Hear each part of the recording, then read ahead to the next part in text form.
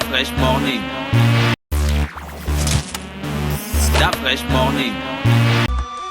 Vous êtes sur les 104.5 Urban FM, la station urbaine, et vous écoutez le Da Fresh Morning. On est avec Jean-Paul. Jean-Paul, bonjour. Bonjour la fraîche. Comment tu vas ce matin? Ça va très bien. Alors, l'actualité internationale, on va se tourner vers quoi? L'actualité internationale ce matin est tournée vers les tensions diplomatiques entre les États-Unis et la Turquie. Il faut savoir que hier, le président Joe Biden a justement fait une déclaration extrêmement importante dans la mesure où il a reconnu au nom des États-Unis le génocide arménien. Alors, il faut savoir que le génocide arménien, en fait, disons que durant la Première Guerre mondiale, entre avril 1915 et juillet 1916, des centaines, voire des milliers, de centaines de milliers d'Arméniens qui étaient alors, à l'époque, il faut bien comprendre que durant la Première Guerre mondiale, l'Arménie actuelle faisait partie de ce vaste empire qu'on appelait l'Empire ottoman ou l'Empire turc. Et donc, c'est un empire ensuite qui va être démantelé à la fin de la Première Guerre mondiale parce qu'évidemment, les Turcs soutenaient un peu l'Empire austro-hongrois et l'Empire germanique.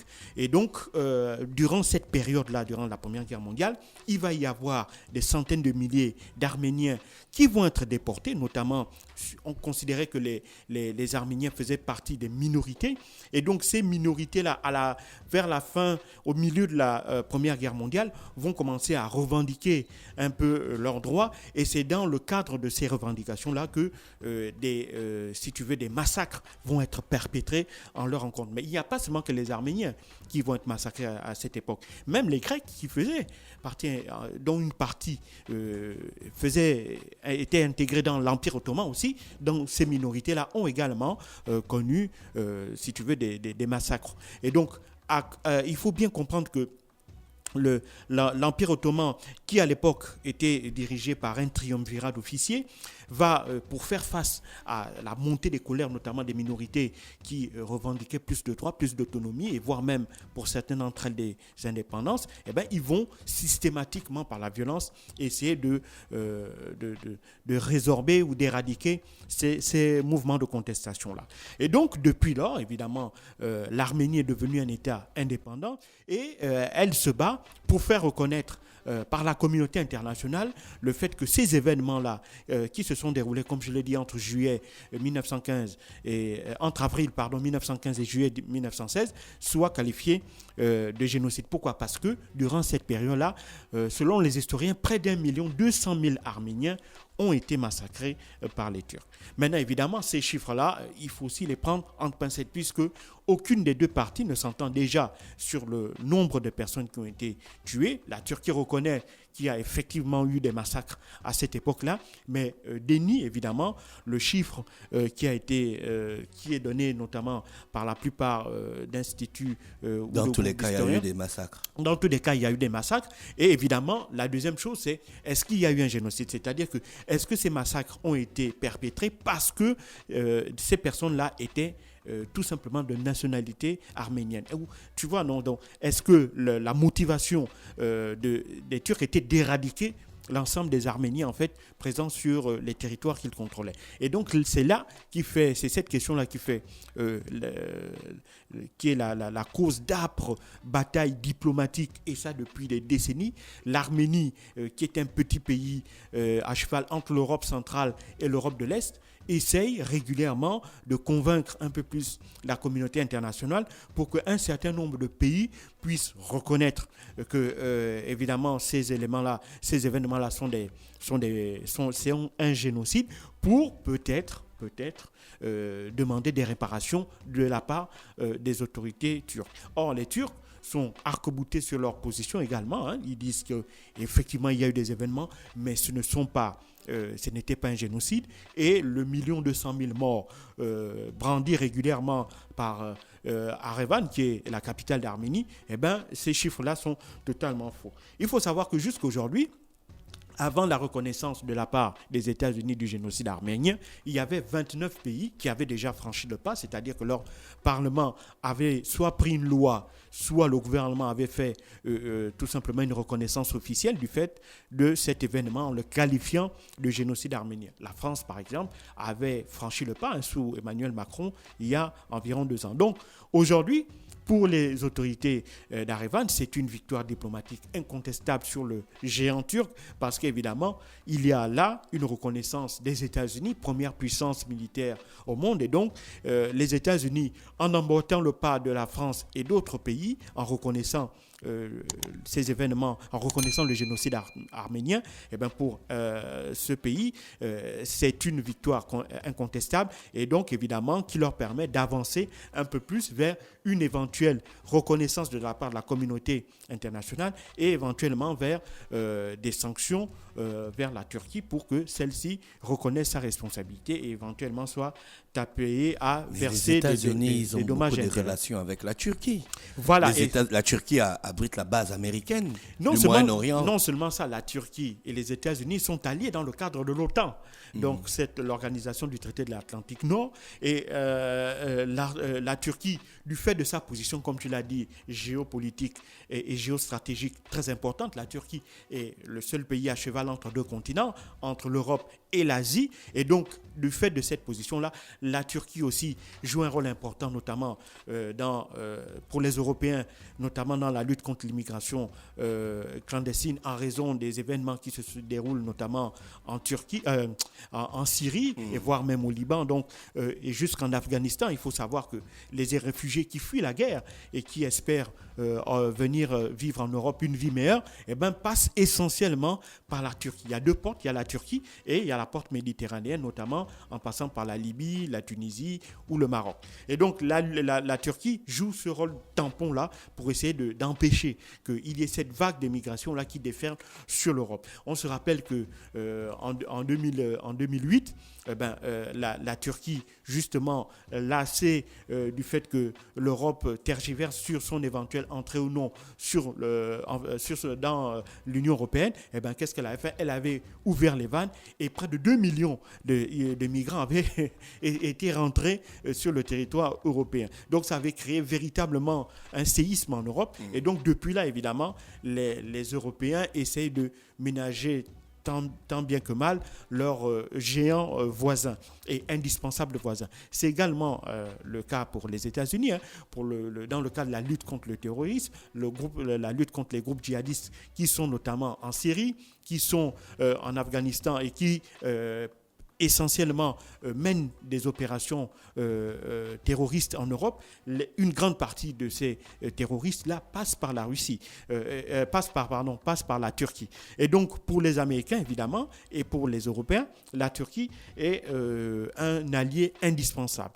Mais, évidemment, Joe Biden, lorsqu'il était candidat, il ne faut pas l'oublier, avait fait une promesse, c'est-à-dire qu'il avait dit que en termes de diplomatie, il devait faire des droits de l'homme un axe majeur de sa diplomatie au cours de son mandat. Et donc, il n'a pas tenu à dévier, si tu veux, de cette trajectoire-là, puisque l'une des questions qui déchire un peu la communauté internationale sur cette question historique-là, à savoir le génocide arménien, pour les Joe Biden, il fallait évidemment trancher sur le vif, et pour lui, il ne fait l'effet d'aucun doute. La Turquie a bien commis un génocide en Arménie en 1915. Et donc, évidemment, qu'est-ce qui va advenir de cela? Il y aura des tensions diplomatiques, évidemment, mais je ne pense pas que la Turquie, dans la situation économique qui est la sienne, pourrait prendre des mesures de rétorsion économique. Elle n'en a pas la capacité, elle n'en a pas les moyens, mais évidemment, elle va surtout jouer sur son rôle, sur son influence sur le plan sécuritaire et sur le plan militaire pour évidemment essayer de faire payer cette décision-là aux Américains. Mais même là aussi, elle est extrêmement limitée puisqu'elle fait partie d'un même espace qui est l'OTAN. Mais là aussi, évidemment, lorsque l'on regarde la position des États-Unis et de la Turquie sur cette question, cela aussi va fragiliser un peu plus l'OTAN. Parce qu'il ne faut pas l'oublier, on sort de 4 années de Trumpisme. Donald Trump, lui, a été le premier président américain à torpiller ouvertement l'OTAN parce qu'il estimait que l'OTAN était une organisation obsolète qui ne répondait plus aux missions pour lesquelles elle avait été créée et en plus qui coûtait énormément cher aux États-Unis. Il estimait qu'à travers l'OTAN, les pays européens en général sous-traitaient un peu leur sécurité ou leur défense par les États-Unis. Donc pour Donald Trump, c'était quelque chose d'inacceptable et justement, il avait commencé à travailler pour obliger les pays d'Europe à augmenter leur budget en matière de défense et à augmenter leurs subventions au sein de l'OTAN. Malheureusement, pour lui, il est parti et il n'a pas eu le temps d'aller au bout de cette logique-là. Mais évidemment, le passage de Donald Trump au sein de l'OTAN a laissé des traces. Et cette décision de Joe Biden de reconnaître le génocide arménien, à mon avis, ne va pas améliorer les choses et viendra compliquer un peu plus une situation déjà très difficile au sein de l'OTAN et surtout entre des relations entre deux grandes puissances militaires, puissance régionale. La Turquie est un acteur indissociable du Moyen-Orient et évidemment les États-Unis qui restent la première puissance militaire mondiale et qui a d'énormes intérêts, notamment dans le Moyen-Orient, intérêts qui passent également par de très bonnes relations diplomatiques, sécuritaires et en termes de renseignement avec la Turquie. Mais c'est un peu chaud pour Erdogan ces derniers temps, quoi. Il a eu des petits problèmes avec la France, maintenant là c'est avec les États-Unis. C'est quoi les gars ne le supportent plus ou bien? Non, en fait, il faut bien comprendre que Erdogan est venu avec une promesse aux Turcs. C'est-à-dire que Erdogan rêve, un peu comme Vladimir Poutine, sur si tu veux, la recréation du vaste empire ottoman. Parce que Erdogan joue énormément sur ce nationalisme-là et c'est ce qui explique la très forte popularité qu'il a en Turquie. Même si sur les questions des droits de l'homme, sur les questions de justice, sur les questions économiques, évidemment, on peut être particulièrement sceptique sur les politiques qu'il met en jeu là.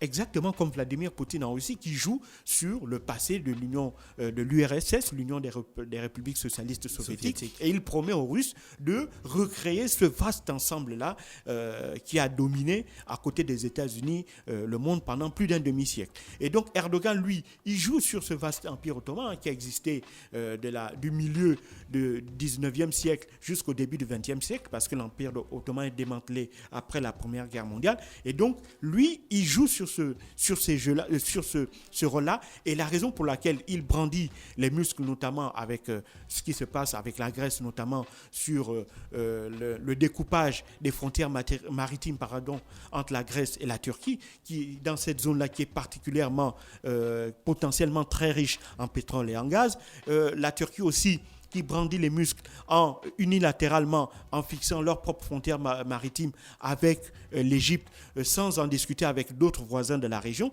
Donc évidemment, la Turquie veut montrer qu'elle est l'incarnation, la Turquie de Recep Tayyip Erdogan, est l'incarnation de ce grand empire ottoman qui a vécu avant, ce grand empire ottoman qui avait des pouvoirs. C'est pourquoi il a remis la cathédrale Saint-Sophie en mosquée. Exactement. Et donc il joue sur ce rêve-là de remettre ce grand empire ottoman et il joue aussi sur le fait qu'il veut faire de la Turquie une des grandes puissances musulmanes du monde. Il ne veut plus que l'Arabie Saoudite, et c'est là justement où il y a une guerre en ces deux pays-là, l'Arabie Saoudite qui se considère comme étant le phare, si tu veux, de l'islam sunniste.